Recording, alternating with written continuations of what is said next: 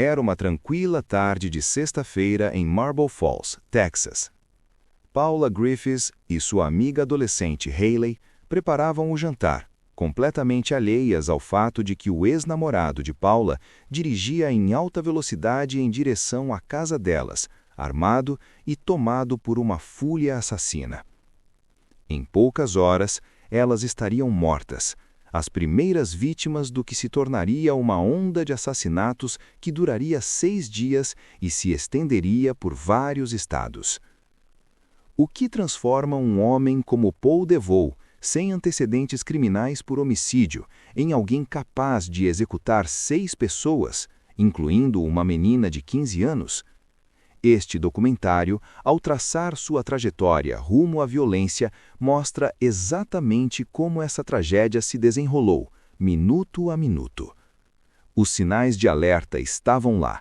O sistema sabia que ele era perigoso, mas, de alguma forma, ele escapou de todas as medidas de segurança criadas para proteger as vítimas. Por trás de todo monstro existe um homem, e por trás de todo homem existe um passado.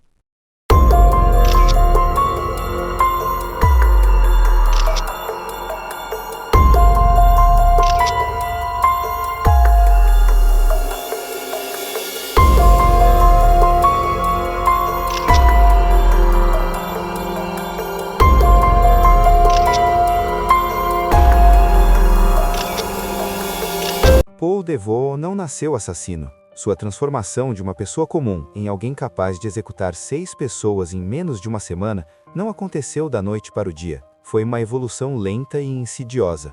Uma tempestade perfeita de danos psicológicos, abuso de substâncias e violência crescente que culminou em uma onda de assassinatos que chocaria a nação.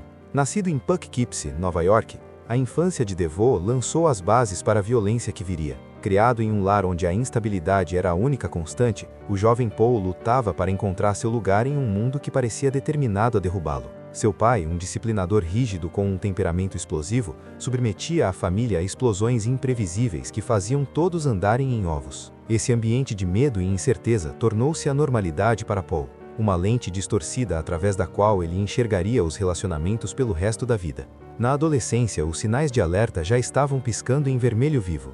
Os orientadores escolares notaram sua dificuldade em controlar a raiva, sua tendência a explodir quando frustrado e sua incapacidade de assumir a responsabilidade por seus atos. Esses não eram apenas os típicos problemas de crescimento da adolescência, eram as primeiras manifestações de uma personalidade que estava tomando um rumo perigoso. Enquanto seus colegas desenvolviam mecanismos saudáveis de enfrentamento, DeVoe aprendia que a raiva era a sua ferramenta mais eficaz para conseguir o que queria.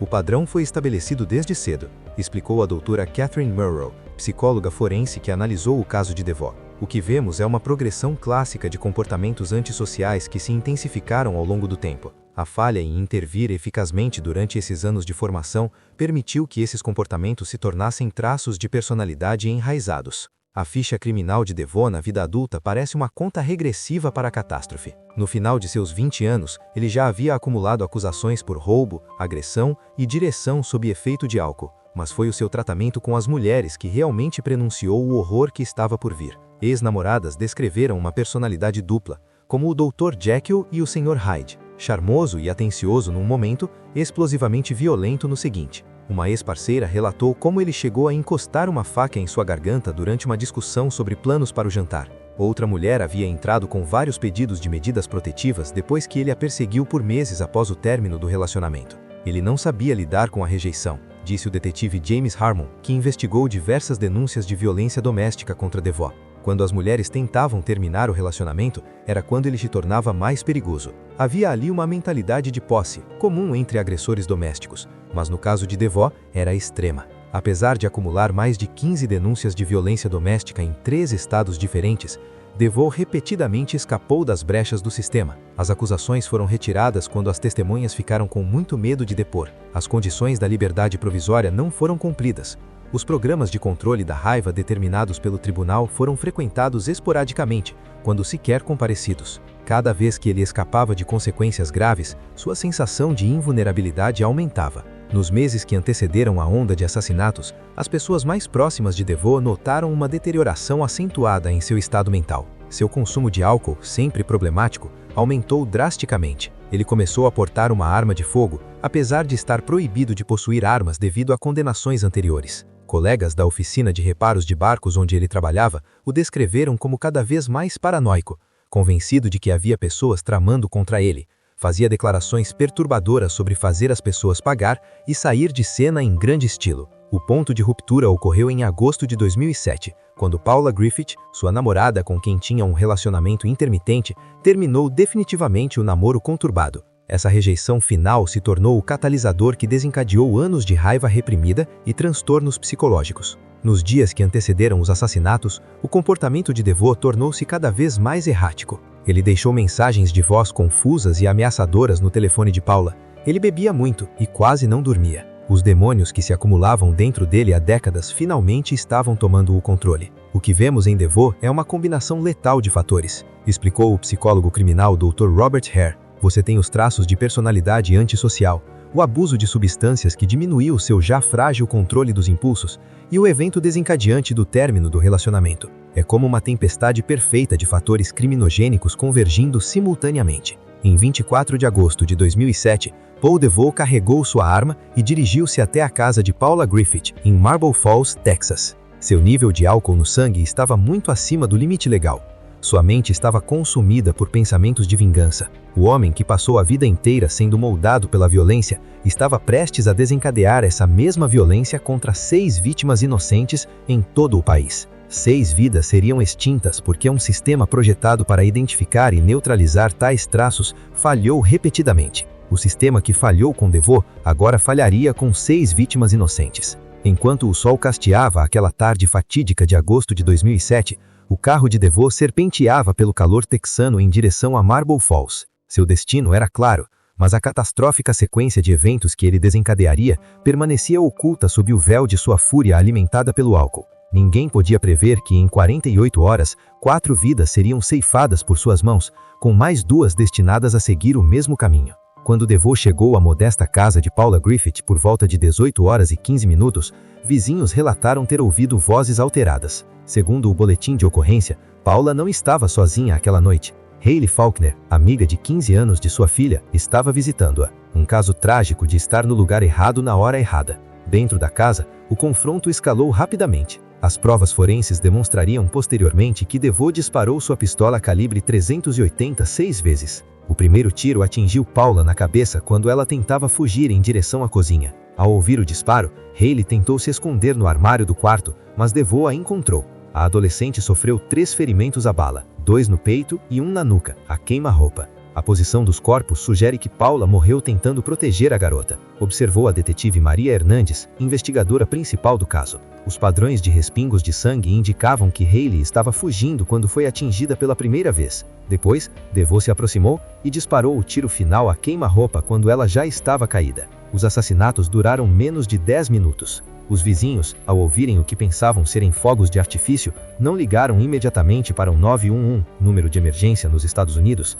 Esse atraso crucial deu a DeVoe uma vantagem de 45 minutos antes que a polícia fosse alertada sobre o local. Quando os socorristas encontraram os 2 corpos, DeVoe já estava a quilômetros de distância, e sua missão letal havia apenas começado. O que os investigadores não conseguiam entender era por que a fúria de DeVoe não havia diminuído após matar Paula. De acordo com a doutora Elizabeth Chandler, especialista em perfis criminais da polícia, uma vez que DeVoe ultrapassasse esse limiar inicial de violência, as barreiras psicológicas para cometer novos assassinatos diminuíram significativamente. Somado ao seu estado de embriaguez, isso criou um estado psicológico perigoso, no qual a prática de novos atos de violência se tornava mais fácil. Imagens de câmeras de segurança de um posto de gasolina a 32 quilômetros de Marble Falls registraram DeVoe às 19h38. Aparentando estar desarrumado e agitado. Ele comprou mais bebida alcoólica e continuou dirigindo sem rumo. Com pouco dinheiro e cada vez mais paranoico, DeVoe precisava de recursos para fugir do Texas. Essa necessidade desesperada o levaria diretamente às suas próximas vítimas. Por volta das 20 horas e 45 minutos, o carro de DeVoe parou na longa entrada de uma fazenda isolada pertencente a Danielle e Michael Severance, ambos com pouco mais de 70 anos. O casal de idosos não tinha nenhuma ligação com DeVoe.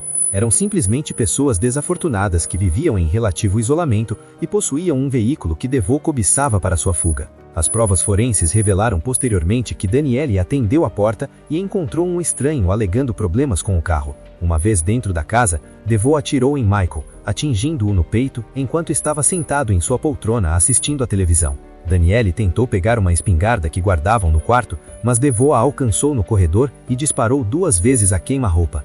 Antes de fugir no Saturn branco de 2001 do casal, ele revirou a casa em busca de dinheiro e objetos de valor, levando aproximadamente $600 e a coleção de relógios de Michael. Os Severance não foram mortos por raiva como Paula e Hayley, explicou a policial do Texas, Sarah Montgomery. Eles foram mortos por pura utilidade. Eles tinham algo que DeVoe precisava para continuar sua fuga. Essa natureza premeditada torna esses assassinatos ainda mais distortivos. Os corpos só foram descobertos na manhã seguinte, quando o filho do Severance apareceu para o café da manhã combinado. A essa altura, DeVoe já havia cruzado a fronteira para o Oklahoma, estando a centenas de quilômetros do local do crime. Vários erros críticos na resposta inicial da polícia prejudicaram a busca pelos fugitivos. Primeiro, as autoridades não conectaram imediatamente as 2 cenas do crime, perdendo horas preciosas ao tratá-las como incidentes separados. Segundo, um alerta geral para o Saturn roubado só foi emitido quase 12 horas depois do assassinato do Severance. Por fim, apesar do histórico de ameaças de DeVoe contra Paula, ele não foi imediatamente identificado como o principal suspeito. Houve uma falha no sistema, admitiu o chefe de polícia de Marble Falls, Thomas Redmond, em uma coletiva de imprensa posterior. As informações não foram compartilhadas eficazmente entre jurisdições, e subestimamos a ameaça iminente que DeVoe representava para os outros. Quando as autoridades perceberam que estavam lidando com um assassino em série, o número de mortos no Texas já havia chegado a 4, e DeVoe havia estabelecido um padrão perigoso. Ele não estava mirando apenas naqueles que o haviam prejudicado, qualquer pessoa que cruzasse seu caminho corria perigo. Enquanto as autoridades do Texas se esforçavam para descobrir a ligação entre 4 corpos em 2 locais diferentes, o Saturn roubado de DeVoe corria em direção à fronteira do estado com um assassino no volante. A questão não era se mataria novamente, mas sim quantas pessoas mais morreriam antes que alguém reconhecesse o rastro de pistas que ele deixara sem saber. Na manhã seguinte aos assassinatos de Severance, DeVoe cruzou a fronteira para o Oklahoma, com a mente túrvia por uma mistura tóxica de álcool, raiva e desespero.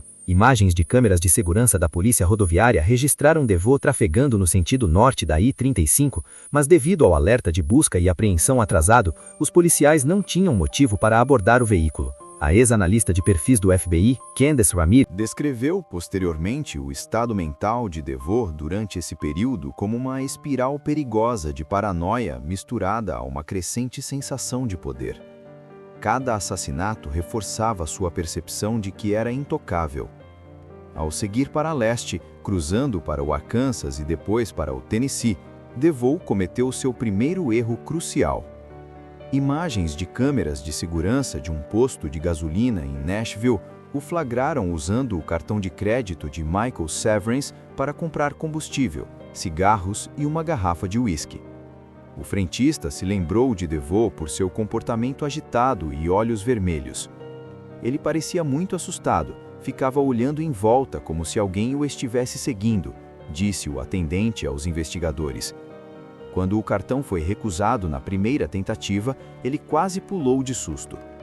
Em 26 de agosto, DeVoe já havia viajado mais de 1.300 quilômetros desde Marble Falls, chegando à Pensilvânia. O combustível do veículo estava acabando, o dinheiro roubado estava diminuindo, e o Saturn havia sido sinalizado no Banco de Dados Nacional. O agente especial Marcus Winters, da Força Tarefa de Crimes Violentos do FBI, observou que DeVoe estava essencialmente voltando às suas origens, dirigindo-se a lugares que conhecia do passado. É um padrão comum que vemos em assassinos em série. Quando encurralados, eles se refugiam em território familiar. Em Greencastle, Pensilvânia, DeVoe se deparou com o Forest Pines Tavern, um pequeno bar de beira de estrada onde Simona Ballard, de 41 anos, trabalhava como bartender. Testemunhas relataram que DeVoe passou várias horas bebendo muito e fazendo comentários cada vez mais agressivos. Ele repetia que ninguém podia tocá-lo, que ele já havia provado isso, lembrou o frequentador James Dennison. Todos pensávamos que ele era apenas mais um bêbado falando grosso. Quando o bar se preparava para fechar, a interação de DeVoe com Ballard tomou um rumo sinistro. O detetive Victor Ramirez, da Polícia Estadual da Pensilvânia, reconstruiria os acontecimentos posteriormente. Quando Ballard se recusou a continuar atendendo-o e sugeriu que ele precisava ir embora, DeVoe ficou furioso. Ele a seguiu até o estacionamento por volta das 2h15 da manhã, onde uma discussão se intensificou. 3 tiros foram ouvidos por um comerciante vizinho, que chamou a polícia, mas quando os policiais chegaram, Ballard já estava morta ao lado de seu carro, com ferimentos no peito e no pescoço. DeVoe havia desaparecido, desta vez no Hyundai Sonata de Ballard. A aleatoriedade do assassinato de Ballard causou grande comoção nas autoridades policiais. Ao contrário de suas vítimas anteriores, Ballard não tinha nenhuma ligação com DeVoe. Ela simplesmente se tornou a vítima número 1 porque teve o azar de negar a ele o que ele queria num momento de arrogância e fúria. A busca pelo suspeito, que se estendeu por vários estados, intensificou-se à medida que o FBI coordenava ações com as polícias estaduais ao longo da costa leste. Torres de telefone celular captaram sinais de DeVoe enquanto ele viajava por Maryland e entrava em Nova York, embora ele tivesse o cuidado de usá-lo com parcimônia. As câmeras dos caixas eletrônicos o flagraram sacando dinheiro com o cartão bancário de Ballard em 3 locais diferentes. O que DeVoe não percebeu, explicou o agente especial do FBI, Winters, foi que cada transação, cada câmera, cada testemunha criava uma constelação de pontos de dados que nos permitia prever seu padrão de movimento. Ele estava essencialmente voltando para casa, em Poughkeepsie, onde tinha raízes, conexões e, potencialmente, pessoas que poderiam ajudá-lo. O giro dos acontecimentos aconteceu em 28 de agosto, quando DeVoe cometeu seu erro mais crucial. Exausto após dias foragido e bastante embriagado, ele parou em uma loja de conveniência em Shirley, Long Island. A atendente, uma entusiasta de histórias de crimes reais, que tinha visto a foto de DeVoe em um noticiário, o reconheceu imediatamente, mas não demonstrou nada. Assim que DeVoe saiu, ela contatou as autoridades com uma descrição detalhada do veículo e da direção em que ele estava seguindo. Em poucas horas, dezenas de policiais estavam na área. Leitores de placas identificaram o Hyundai de Ballard virando na Winchester Drive, em Shirley. A triangulação de celulares confirmou que DeVoe estava nas proximidades, e os investigadores descobriram que ele tinha um antigo conhecido que morava naquela rua, Michael Allred. Tínhamos ele, afirmou o comissário de polícia do condado de Suffolk, Richard Sanders. Depois de 1000 quilômetros e 5 corpos, sabíamos exatamente onde Paul DeVoe estava. O que não sabíamos era que dentro daquela casa na Winchester Drive, a vítima número 6 estava prestes a encontrar seu assassino e o capítulo final dessa história de horror estava prestes a se desenrolar. Dentro de uma modesta casa suburbana na Winchester Drive, Michael Allred, de 72 anos, passava uma tranquila noite de terça-feira fazendo o que mais amava, trabalhando em sua preciosa coleção de trens em miniatura. Carteiro aposentado e viúvo há 3 anos, Allred havia construído uma vida pacífica em Shirley, Long Island, cercado de vizinhos que o descreviam como o tipo de homem que daria a própria camisa para ajudar alguém. Ele não tinha ligações com o crime, nem inimigos, e absolutamente nenhum motivo para suspeitar que a morte estava prestes a bater à sua porta na forma de um assassino desesperado do Texas. Quando o relógio se aproximava das 20h30 do dia 28 de agosto, Allred ouviu uma batida inesperada. Ao abrir a porta, deu de cara com Paul DeVoe, desgrenhado, embriagado e no limite absoluto de sua onda de violência que durava 6 dias. O que tornou esse encontro particularmente arrepiante foi sua completa aleatoriedade. De acordo com o detetive Antônio Rosário, da Divisão de Homicídios do Condado de Suffolk, DeVoe estava simplesmente dirigindo pelo bairro, procurando um lugar para se esconder, quando avistou a casa de Allred com as luzes ligadas e um senhor de idade visível pela janela, um alvo fácil perfeito. As evidências forenses revelaram posteriormente que Allred inicialmente permitiu que DeVoe entrasse em sua casa depois que o assassino alegou que seu carro havia quebrado e que precisava usar um telefone. Ao contrário da fúria calculada que motivou seus assassinatos anteriores, este último homicídio exibiu as características de puro desespero. A cena era visivelmente diferente, explicou a doutora Marion Lewis, psicóloga forense consultada pela promotoria. Não se tratava mais de vingança ou de silenciar testemunhas, era de sobrevivência a qualquer custo. Dentro da casa, o que começou como um estratagem tornou-se violento. DeVoe, agora de posse de joias roubadas de suas vítimas anteriores, exigiu dinheiro e as chaves de Allred. Quando o idoso tentou dialogar com ele, a situação se agravou. Allred, diferentemente das outras vítimas que foram baleadas imediatamente, entrou em luta corporal com DeVoe, como evidenciado pelos ferimentos defensivos em suas mãos e armas. A análise de respingos de sangue indicou que Allred foi atingido primeiro com um objeto pesado, provavelmente um relógio de sua sala de estar, antes de ser estrangulado à morte. Este assassinato revelou um desvio significativo no padrão de comportamento de DeVoe, afirmou a doutora Jennifer Warren, especialista em perfil criminal. Em homicídios anteriores, ele havia usado sua arma, rápido, distante, impessoal. Com Allred, vemos uma forma prolongada e íntima de matamento que sugere que DeVoe estava passando por um estado de extrema paranoia e exaustão. Ele estava literalmente se desintegrando diante de nossos olhos. O desgaste psicológico de 5 dias em fuga, combinado com álcool e falta de sono, transformou um homem já perigoso em algo ainda mais imprevisível. Após matar Allred, DeVoe não fugiu imediatamente como fizera em cenas de crimes anteriores. Em vez disso, passou horas dentro da casa, tomando banho, vestindo as roupas da vítima, comendo alimentos da geladeira e até mesmo cochilando brevemente no sofá. Tudo isso enquanto o corpo de Allred permanecia por perto. Esse comportamento indica um colapso psicológico completo, explicou a doutora Warren. A esta altura, as fronteiras entre realidade e percepções distorcidas de DeVoe entraram em colapso total. O passo em falso crucial que finalmente pôs fim ao reinado de terror de DeVoe aconteceu quando ele ligou para sua ex-mulher do telefone fixo de Allred. Essa única ligação foi a peça de dominó que derrubou tudo, afirmou o agente especial do FBI Nicholas Cortez.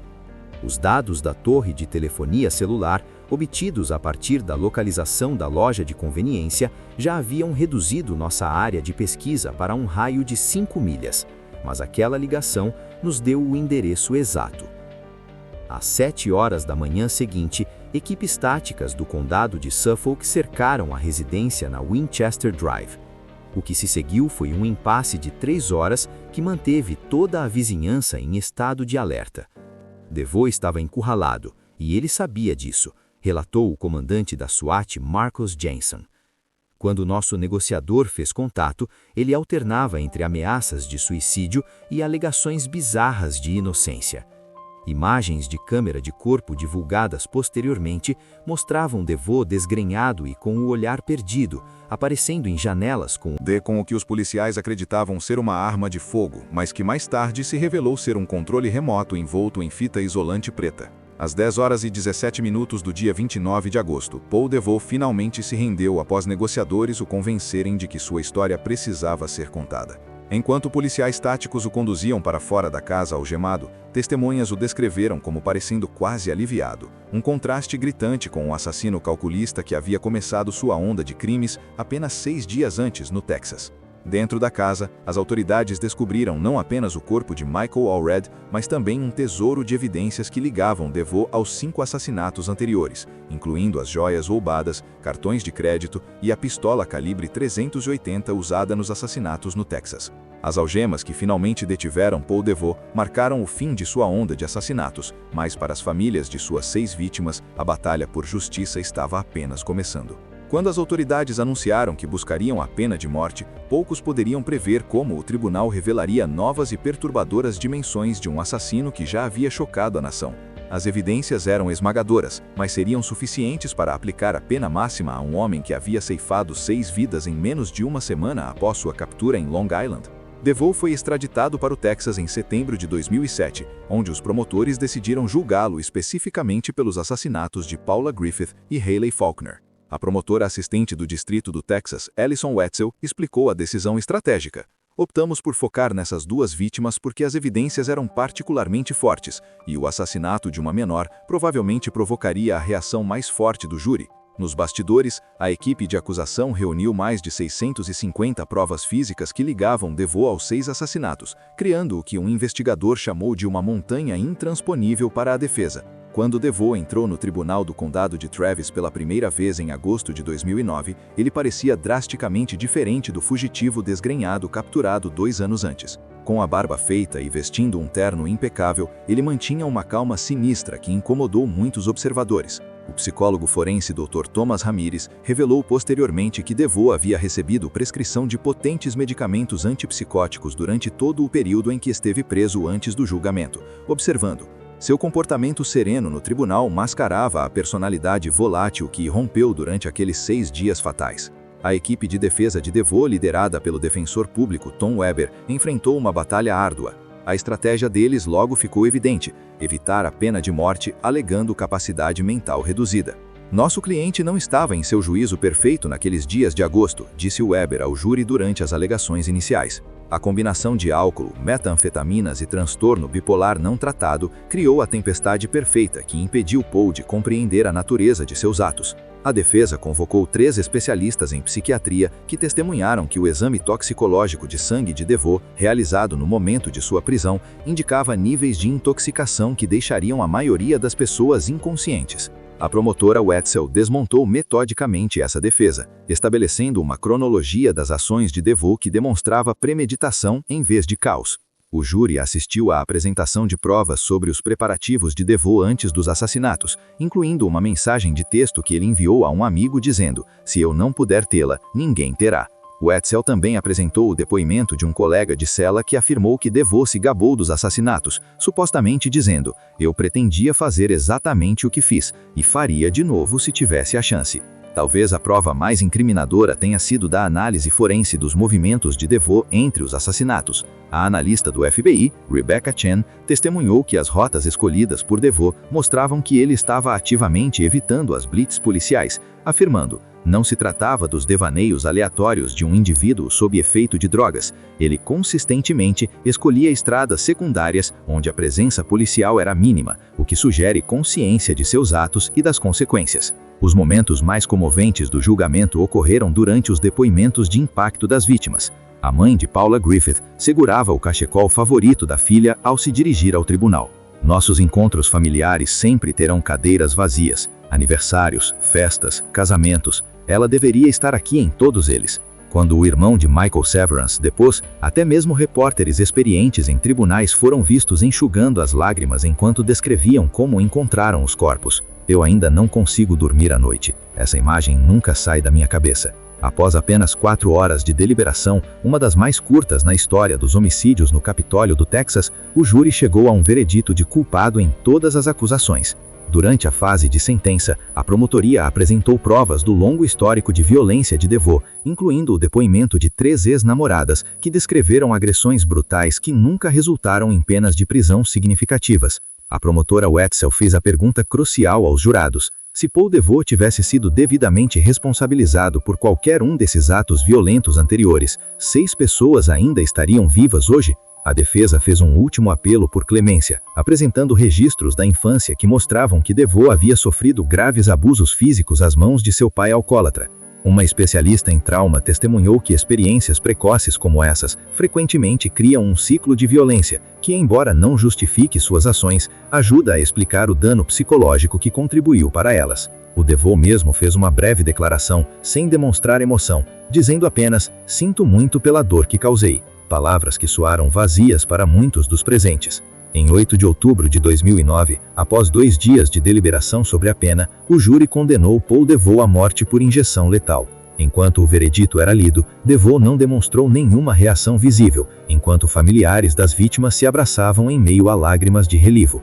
Do lado de fora do tribunal, o promotor público Raymond Forrester declarou aos repórteres: "O veredito de hoje não pode trazer de volta essas 6 vidas preciosas, mas garante que Paul DeVoe jamais fará mal a outra pessoa inocente." 6 vidas extintas em apenas uma semana. A tragédia do massacre de Paul DeVoe revela algo mais perturbador do que a violência de um único homem. Ela expõe as enormes falhas em nossos sistemas criados para proteger potenciais vítimas de ameaças conhecidas. Apesar dos sinais de alerta, das denúncias de violência doméstica, da escalada do comportamento criminoso e das ameaças explícitas, DeVoe ainda conseguiu semear destruição em vários estados antes de ser detido. E embora a justiça tenha sido feita em um tribunal do Texas, devemos nos perguntar: o que poderia ter sido evitado? O padrão estava lá. Os sinais de alerta eram evidentes, mas 6 pessoas inocentes pagaram o preço último. Seus nomes, Paula, Hayley, Daniel, Michael, Simona e Michael Allred, não representam apenas vítimas, mas falhas sistêmicas. Ao encerrarmos esse caso, lembremos que para as famílias enlutadas, nenhum veredito poderá realmente restaurar o que foi perdido. Sua jornada rumo à cura continua muito depois que as manchetes se apagarem e o tribunal se esvaziar. Isso não se trata apenas da matança de um único assassino. Isso se trata de reconhecer que os predadores mais perigosos often mostram exatamente quem são muito antes de fazerem sua primeira vítima. Se você gostou desse caso, nos conte nos comentários e não deixe de se inscrever e ativar o sininho das notificações. Contamos histórias como esta todas as noites. Obrigada por assistir.